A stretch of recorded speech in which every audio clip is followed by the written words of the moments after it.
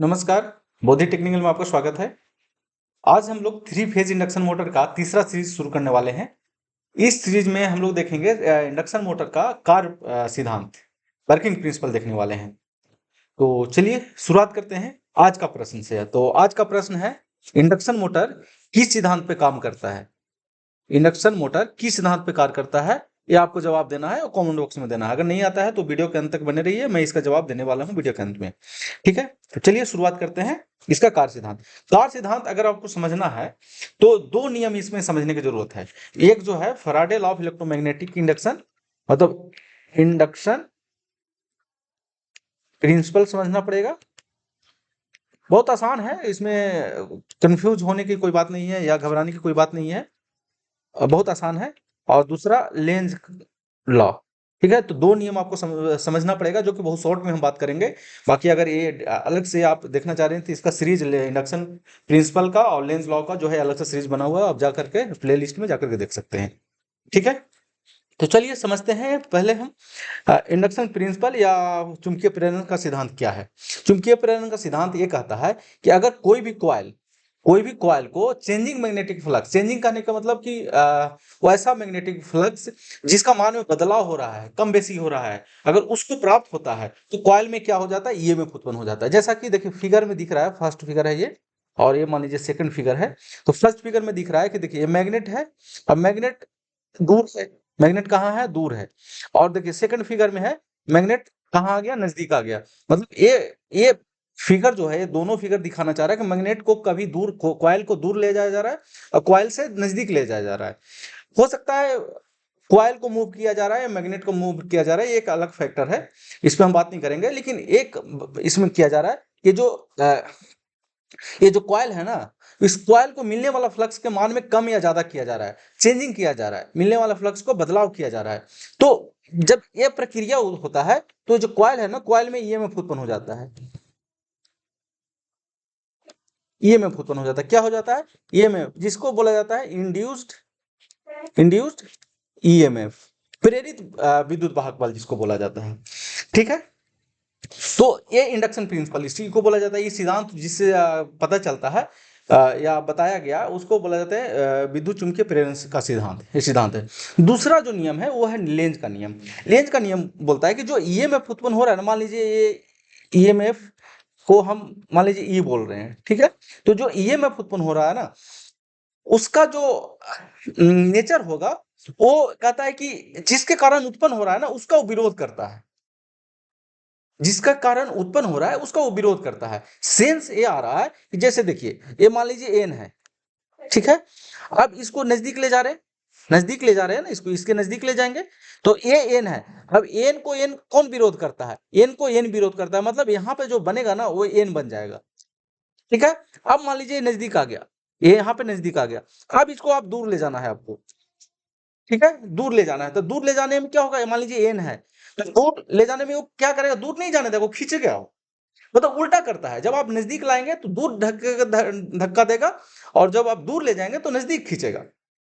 ठीक है, अब यहां से मान लीजिए आप दूर ले जा रहे हैं, तो मान लीजिए एन है, अब उसको नजदीक खींचेगा। नजदीक खींचने में क्या करता है एन और एस? जब आप जानते हैं कि अलग ध्रुव जो होता है किसी भी मैग्नेटिक पोल में, तो वो अट्रैक्शन करता है, खींचता है, तो यहाँ पे क्या हो जाएगा? एस बन जाएगा। ठीक है, तो ये लेंज के नियम से पता, लेंज का नियम से जो होता है ईएमएफ का जो उत्पन्न होता है ना, उसका डायरेक्शन पता चलता है। ठीक है, ये दो नियम जो है एप्लीकेबल है वर्किंग प्रिंसिपल को समझने के लिए। पहला ये कि अगर किसी भी कॉइल को ईएमएफ मिलता है तो चेंजिंग मैग्नेटिक ऑफ सॉरी, जब किसी भी कॉइल को चेंजिंग मैग्नेटिक फ्लक्स मिलता है या उसमें रखा जाता है, तो उसमें क्या होता है? ईएमएफ उत्पन्न हो जाता है।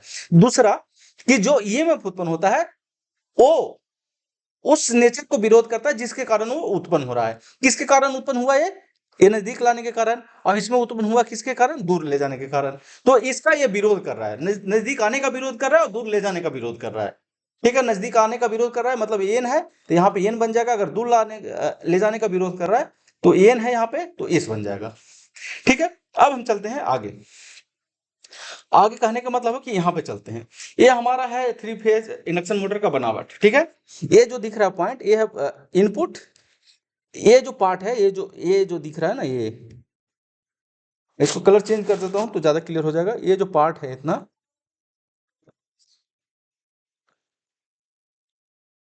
ये है इसका स्टेटर, और ये जो पार्ट दिख रहा है ना, इसको अब मैं क्लीन कर देता हूँ, ठीक है। ये जो दिख रहा है ना पार्ट, ये पार्ट के अंदर वाला जो पार्ट है वो है रोटर। रोटर किस पे फिक्स होता है? सॉफ्ट पे। ये है सॉफ्ट, ठीक है। अब इतना इसके पहले वाले सीरीज में हम लोग सारे जो है डिस्कशन कर चुके हैं। अब क्या होता है, यहाँ से सप्लाई दिया जाता है, इस इनपुट से सप्लाई दिया जाता है। जब आप सप्लाई देंगे तो सप्लाई कैसे दिया जाता है? थ्री फेज सप्लाई क्या होता है? आर वाई और बी के सीक्वेंस में होता है। सीक्वेंस क्या होता है सप्लाई का? एसी सप्लाई का आर वाई बी, ठीक है। कहीं कहीं आर बी वाई भी लिखा जाता है, तो इसमें कंफ्यूज नहीं होना है, ठीक है। जब आप सप्लाई देंगे ना, तो एक चीज इसमें होता है कि ये जो स्टेटर है, जैसे आप मान लीजिए इसको ऐसे समझिए, मान लीजिए यहाँ से सप्लाई ऐसे दिया गया थ्री फेज, ठीक है। अभी क्या है? स्टेटर है, ये वाला पार्ट रोटर है और ये वाला पार्ट स्टेटर है, ठीक है। स्टेटर में क्या होता है ना, कि जैसे ही आप थ्री फेज सप्लाई दिए किसको? स्टेटर को, आर वाई बी के सीक्वेंस में, तो इसमें क्या होता है? मैग्नेटिक फ्लक्स उत्पन्न हो जाता है। क्यों? क्योंकि आप मान लीजिए कोई कॉइल है, कॉइल को आप फ्लक्स करंट दीजिए, जब करंट देंगे ना तो ये मैग्नेट एज इलेक्ट्रोमैग्नेट काम करने लगेगा। अगर एसी करंट दे रहे तो ये भी एसी करंट का जो है एसी फ्लक्स जो है एसी नेचर का फ्लक्स उत्पन्न करेगा, ठीक है। अगर आप एसी सप्लाई दे रहे हैं तो फ्लक्स जो उत्पन्न करेगा वो एसी करेगा। मान लीजिए वोल्टेज एसी है, फ्लक्स जो होगा एसी होगा। तो इसमें क्या होता है? ये एसी दिया जाता है, क्योंकि थ्री फेज इंडक्शन मोटर है। जब आप एसी देंगे तो ये क्या करता है ना, रोटेटिंग मैग्नेटिक फ्लक्स उत्पन्न करता है। मैग्नेटिक फ्लक्स तो उत्पन्न किया, लेकिन रोटेटिंग नेचर का करता है, मतलब घूमते रहता है, वो ऐसे घूमते रहता है, ऐसे ऐसे ऐसे ऐसे, ठीक है। आप समझिए इसको, वर्किंग हम समझ रहे हैं कि भाई जो हमने यहाँ पे इनपुट दिया वो हमको आउटपुट में मैकेनिकल एनर्जी कैसे मिलता है, इसकी बात कर रहे हैं, ठीक है। इसका पहला प्रोसीजर है कि जब आप सप्लाई दे रहे हैं आर वाई बी के सीक्वेंस में, तो जो इसका बाइंडिंग है, स्टेटर का बाइंडिंग है, वो रोटेटिंग नेचर का फ्लक्स उत्पन्न करेगा। और ये इसमें क्या होता है? इसमें रोटर होता है। ये जो रोटर दिख रहा है ना, इसके अंदर होता है, बाहर तो होता ही नहीं है, तो फोटो में दिख रहा है, ठीक है, अंदर में होता है। तो वो जो फ्लक्स है ना, रोटेटिंग नेचर का जो फ्लक्स है, वो इस देखिए, ये जो दिख रहा है ये कंडक्टर दिख रहा है ऐसे, ये जो दिख रहा है ना ये ऐसे ऐसे एक कंडक्टर है, जिसको आप ऐसे समझ सकते हैं। थोड़ा अगर डिटेल में जानना चाह रहे हैं ना, तो मैं डिटेल में दिखा देता हूँ। ये कुछ इस प्रकार का रहता है ये, ठीक है, कुछ इस प्रकार से रहता है, ठीक है। ये देखिए ये कंडक्टर है, ठीक है, ऐसे रहता है। और इसको आउटर जो है ना, आउटर शॉर्ट किया हुआ रहता है। ये शॉर्ट किया जाता है, वो हम बाद में बात कर लेंगे, ठीक है। अभी इतना समझिए। कहाँ चला गया? ठीक है।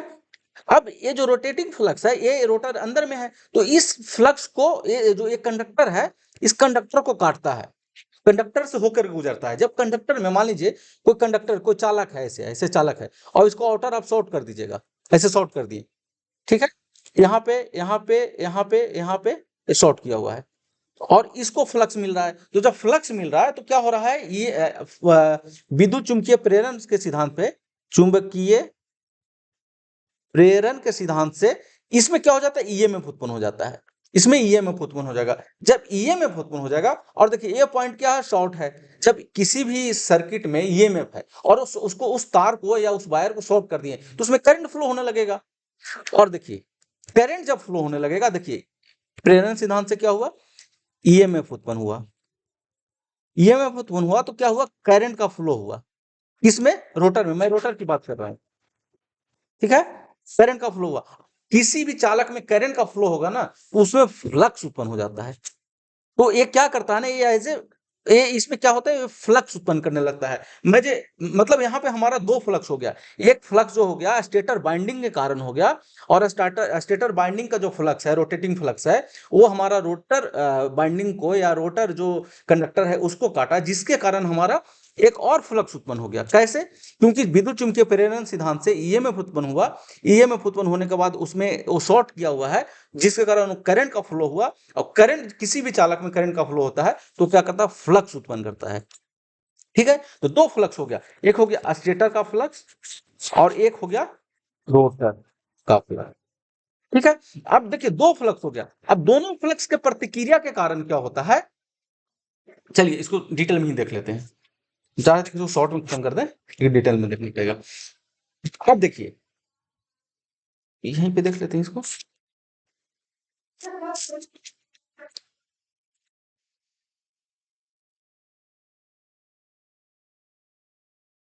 देखिए, ये रोटर तो अंदर में है। अब इसमें क्या हुआ, ये चालक में फ्लक्स उत्पन्न हो गया। अब फ्लक्स जो उत्पन्न हुआ, अब क्या हुआ, लेंज का नियम लगेगा यहाँ पे। लेंज का नियम क्या कहता है, लेंज का नियम कहता है कि जो इसमें ईएमएफ उत्पन्न हो रहा है, किसमें, इस चालक में जो ईएमएफ उत्पन्न हुआ, वो विरोध करेगा किसका, जिसके कारण उत्पन्न हो रहा है। उत्पन्न किसके कारण हो रहा था, रोटेटिंग मैग्नेटिक फील्ड के कारण, रोटेटिंग मैग्नेटिक फील्ड के कारण। ठीक है, ये किसके कारण उत्पन्न हुआ, रोटेटिंग मैग्नेटिक फील्ड के कारण, क्योंकि रोटेटिंग मैग्नेटिक फील्ड ही जो है वो चालक को काटा, चालक को काटने के कारण ईएमएफ उत्पन्न हुआ। मैं सीक्वेंस लिखते जा रहा हूं, ईएमएफ उत्पन्न हुआ, ईएमएफ के कारण क्या हुआ, करंट उत्पन्न हुआ, और करंट के कारण फ्लक्स हो गया। अब ये फ्लक्स क्या करेगा, लेंज के नियम फॉलो करेगा, और लेंज का नियम इस क्या करेगा, लेंज का नियम क्या करता है, जिसके कारण उत्पन्न होता है उसका विरोध करता है। वो उत्पन्न किसके कारण हुआ फ्लक्स, रोटेटिंग मैग्नेटिक फील्ड के कारण। जो फील्ड रोटेट कर रहा है, मतलब जो फ्लक्स रोटेट कर रहा है, उसके कारण उत्पन्न। अब इसका विरोध करेगा ये। विरोध करने का मतलब हुआ ना कि ये जो फ्लक्स उत्पन्न हुआ, मान लीजिए 5 वेबर का इस्तेमाल, 5 वेबर फ्लक्स उत्पन्न हुआ, किसमें, रोटर में, रोटर में 5 वेबर फ्लक्स उत्पन्न हुआ। अब ये चाहेगा कि यार, विरोध करने का मतलब क्या करेगा, ये कम होना चाहेगा। वो कहेगा कि यार 4 हो जाए, 3 हो जाए, 0 हो जाए, क्योंकि उत्पन्न नहीं होना चाहेगा। लेंज का नियम यही कहता है कि जिसके कारण उत्पन्न हुआ उसका विरोध करेगा। मान लीजिए 5 वेबर का फ्लक्स उत्पन्न हुआ, वो चाहेगा कि मैं 0 हो जाऊं, 0 हो जाए, तो क्या क्या करने लगता है कि देखिए, अब क्या करने लगता है ये, कि मान लीजिए ये रोटेट कर रहा है, पहला फ्लक्स क्या है, रोटेट कर रहा है, ये क्या है, स्टेटर फ्लक्स है। मान लीजिए फाई एस हम लिख रहे हैं यहाँ पे, ठीक है, ये रोटेट कर रहा है फाई एस। अब इसका विरोध करेगा, क्यों, क्योंकि इसको फ्लक्स का मान को कम करना है। तो क्या करता है ना, ये रोटर जो है ना, ये रोटर जो है, मान लीजिए ये रोटर जो है, ये रोटर इसी के स्पीड में घूमने लगता है। किसके स्पीड में घूमने लगता है, इसके स्पीड में घूमने लगता है, इसके पीछे पीछे घूमने लगता है, क्योंकि इसका मान क्या करना है, कम करना है। करने का मतलब कि जो इसको चेंजिंग फ्लक्स मिल रहा है, उसके मान में कम करे, तो कम करने का इसके साथ साथ घूमने लगता है। वैसे समझिए, मान लीजिए ये फ्लक्स 50 के स्पीड से चल रहा है, ठीक है, हम इसका यूनिट पे ध्यान नहीं दे रहे हैं, 50 की स्पीड से चल रहा है। अब ये भी चाहेगा कि 50 की स्पीड से हम ही चलें। कौन चलेगा, चलना चाहेगा ये, पहले ये चल रहा था 50 की स्पीड से, अब ये चलना चाहेगा 50 की स्पीड से। क्यों, कि जब 50 की स्पीड से चलने लगेगा, तो ये जो फ्लक्स इसको जो काट रहा था ना, वो नहीं काटेगा, दोनों साथ साथ चलने लगेगा। जब साथ साथ चलने लगेगा तो फ्लक्स एक दूसरे को नहीं काटेगा। तो ये चाहेगा, कौन, रोटर चाहता है, लेकिन हो नहीं पाता है। ठीक है, कैसे नहीं हो पाता वो देखते हैं। ठीक है, तो 50 होना होना चाहेगा। ठीक है, अब 50 होने के लिए क्या करना पड़ेगा, इसको घूमना पड़ेगा। इसको क्या करना पड़ेगा, घूमना पड़ेगा, घूमना पड़ेगा, घूमना पड़ेगा। तो देखिए, तो जो हमको मोटर में चाहिए था, इंडक्शन मोटर में चाहिए था, ये हम क्या करें, इलेक्ट्रिकल इलेक्ट्रिकल सप्लाई इनपुट में दें, और हमको आउटपुट में क्या मिले, रोटेशन। रोटेशन, रोटेशन मतलब क्या होता है, मैकेनिकल एनर्जी होता है रोटेशन में। तो हमको तो यही हो रहा है ना, हम लोग क्या कर रहे हैं यहाँ पे, इलेक्ट्रिकल इनपुट दे रहे हैं, जिसके कारण देखिए, प्रोसीजर पूरा समझिएगा क्या क्या हो रहा है ऐसे। ठीक है, हम लोग क्या कर रहे हैं, अब सप्लाई दे रहे हैं क्या, इलेक्ट्रिकल पावर। इलेक्ट्रिकल पावर क्या हो रहा है, कहाँ दिया जा रहा है, स्टेटर में, स्टेटर बाइंडिंग में। आप इसको नोट कर सकते हैं, ये बहुत इंपॉर्टेंट है। ठीक है, स्टेटर बाइंडिंग क्या कर रहा है, रोटेटिंग मैग्नेटिक फील्ड उत्पन्न कर रहा है। एक मिनट, रोटेटिंग मैग्नेटिक फील्ड। अगर ये प्रक्रिया पूरा समझ गए ना, ये प्रोसेस पूरा समझ गए, तो उम्मीद है कि आपका मान के चलिए 30 से 40% आपका इंडक्शन मोटर खत्म हो गया यहीं पे। ठीक है, तो इसलिए आप ध्यान से देखिएगा। अगर मान लीजिए ध्यान से नहीं भी देख पाए, तो आप इस वीडियो को बार बार देख सकते हैं, 2 बार 3 बार अगर देखेंगे तो उम्मीद है कि कंफ्यूजन को दूर होते जाएगा। बस जब आप वीडियो देखेंगे तब कंफ्यूजन दूर होगा। ठीक है, अब रोटेटिंग मैग्नेटिक फील्ड उत्पन्न किया। अब रोटेटिंग मैग्नेटिक फील्ड क्या करेगा, अब इसके ये किस में है, ये स्टेटर में। अब स्टेटर के अंदर में क्या है, रोटर है। तो वो क्या करेगा, कंडक्टर में, जो रोटर का कंडक्टर है उसको काटेगा वो। ठीक है, तो यहाँ पे हम लिख देते हैं, उसके बाद रोटर के चालक को चेंजिंग नेचर का फ्लक्स प्राप्त होता है। ठीक है, इतना शॉर्ट में समझ लीजिएगा। उसके बाद क्या होता है, Faraday law of electromagnetic induction से क्या होता है, रोटर के बाइंडिंग में ईएमएफ उत्पन्न होता है। ईएमएफ उत्पन्न होता है। ठीक है, यहां हो गया। अब रोटर का बाइंडिंग में ईएमएफ उत्पन्न हुआ, रोटर है शॉर्ट सर्किट, तो रोटर में क्या हो जाएगा, रोटर में सारा, अब यहां से रोटर शुरू हो गया, यहां से ये इतना घटना हुआ स्टेटर में, अब यहां से शुरू हुआ रोटर। ठीक है, रोटर शॉर्ट सर्किट होने के कारण रोटर में करंट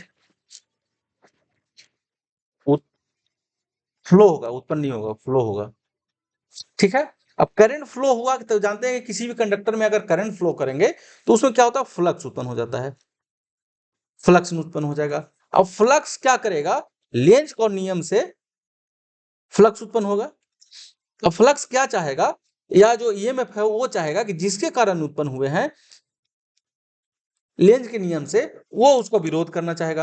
विरोध करने का मतलब है कि अगर 5 वेबर हुआ उत्पन्न, मान लीजिए 5 वेबर उत्पन्न हुआ है, तो ये कम करना चाहेगा, 0 पे आना चाहेगा। अब 0 पे आने के कारण क्या करना पड़ेगा, ये रोटेटिंग मैग्नेटिक फील्ड के डायरेक्शन में क्या करने लगता है, ये घूमने लगता है, चलने लगता है। यहाँ पे क्या होता है, लेंज के नियम से क्या होता है कि जो हमारा वो स्टेटर का जो मैग्नेटिक फील्ड का स्पीड है, उस स्पीड से कोशिश करता है ये रोटेट करने का, क्या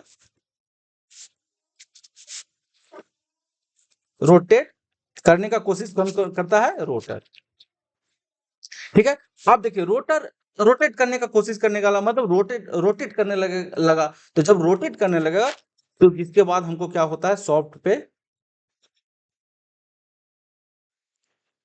मैकेनिकल पावर प्राप्त होता है। तो अब देखिए, तो हम यहाँ पे क्या कर रहे थे, हम लोग यहाँ पे दे रहे थे इलेक्ट्रिकल पावर दे रहे हैं इसमें, और हमको फाइनली मिल रहा है मैकेनिकल पावर। तो इंडक्शन मोटर का काम ही तो यही है ना कि इलेक्ट्रिकल पावर को मैकेनिकल पावर में बदलना। क्या है, एसी 3 फेज इलेक्ट्रिकल पावर को मैकेनिकल पावर में बदलना, ये 3 इंडक्शन मोटर का काम है। तो कार्य प्रणाली, उम्मीद है कि आपको ये समझ में आ रहा होगा। चाहें तो आप सारा जो प्रोसेस है, प्रोसेस नोट कर सकते हैं। अगर प्रोसेस आप नोट कर लीजिएगा और इसको थोड़ा सा आप समझ लीजिएगा बार बार देख करके, तो आपको 40%, 30 से 40% आपको उम्मीद है कि ये कंसेप्ट खत्म हो जाएगा, इंडक्शन मोटर खत्म हो जाएगा। ठीक है, अब हम इलेक्ट्रिकल पावर को क्या देख लिए, रोटेशन मिला, रोटेशन के कारण क्या हो गया, मैकेनिकल एनर्जी मिल गया। चलिए ठीक है, अब हम इसको थोड़ा भाषा में देख लेते हैं। ठीक है, भाषा में देखने से क्या होगा ना कि आपको लिखना, अगर कहीं लिखने की जरूरत है, लिखना आसान हो जाएगा। अभी तो हम थ्योरी में देख रहे थे, सिर्फ थ्योरी में देख रहे थे, अब थोड़ा सा भाषा में देख लेते हैं कि अगर कहीं लिखने की जरूरत है तो कैसे लिखेंगे। इंडक्शन मोटर विद्युत चुंबकीय प्रेरण के सिद्धांत पे काम करती है। ठीक है, यह एक एसी इलेक्ट्रिक मोटर है। यह इंडक्शन मोटर क्या होता है, एक एसी इलेक्ट्रिक मोटर है।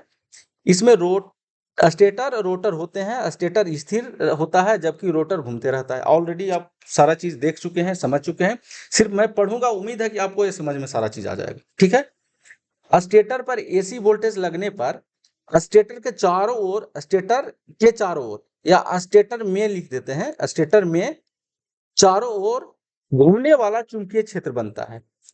क्या होता है, घूमने वाला चुंबकीय क्षेत्र बनता है। यह घूमने वाला चुंबकीय क्षेत्र रोटर कंडक्टर को काटता है।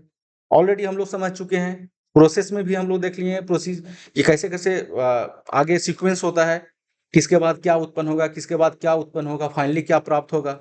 ठीक है, फैराडे के विद्युत चुम्बकीय प्रेरण के सिद्धांत पे रोटर के कंडक्टर में विद्युत चालक बल ईएमएफ उत्पन्न होता है। ठीक है, किसमें, रोटर के कंडक्टर में। तो रोटर में प्रेरित धाराएं अपनी चुंबकीय क्षेत्र बनाती है। रोटर में जो फ्लक्स उत्पन्न हो रहा है यहाँ पे, ये जो फ्लक्स उत्पन्न हो रहा है, सॉरी करंट जो उत्पन्न हो रहा है, अब ये अपना क्या करेगा,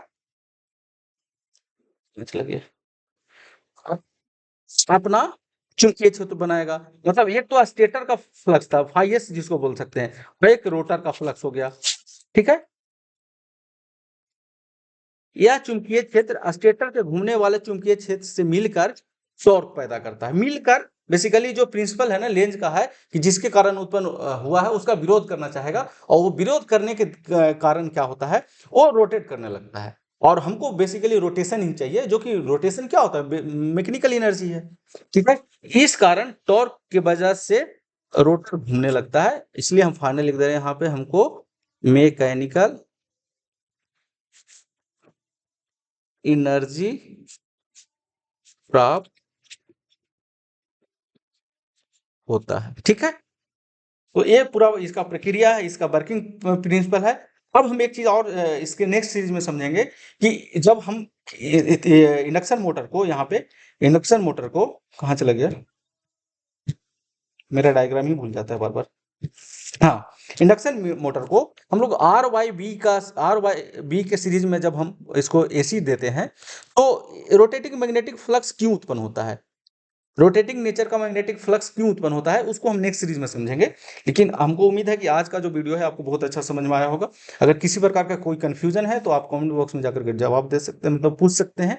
और अगर कुछ एडिशनल वीडियो चाहिए कि किस टॉपिक पे वीडियो है तो कमेंट बॉक्स में आप बता सकते हैं, या व्हाट्सअप नंबर है, व्हाट्सअप नंबर पे आप बता सकते हैं किस टॉपिक पे वीडियो बनाना चाहिए हम मुझे, ठीक है। तो चलिए आज यहीं पे समाप्त करते हैं, लेकिन समाप्त करने से पहले हम आज का प्रश्न लेना चाहेंगे, ठीक है। उम्मीद है कि आपको ये प्रश्न का जवाब भी मिल गया होगा। इंडक्शन मोटर किस सिद्धांत पे काम करता है, तो क्या किस पे काम करता है, Faraday law of electromagnetic induction पे, जिसको हम कह सकते हैं चुंबकीय प्रेरण के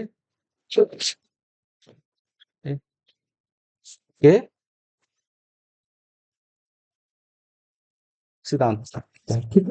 ऑलरेडी हम लोग समझ चुके हैं चुंबकीय प्रेरण सिद्धांत कैसे काम होता है, क्या होता है लेंज लॉ, क्या होता है, हम लोग सारी चीज बात कर चुके हैं, ठीक है। तो चलिए आज हम लोग इस वीडियो को यहीं पे समाप्त करते हैं, मिलते हैं नेक्स्ट सीरीज में। Thank you.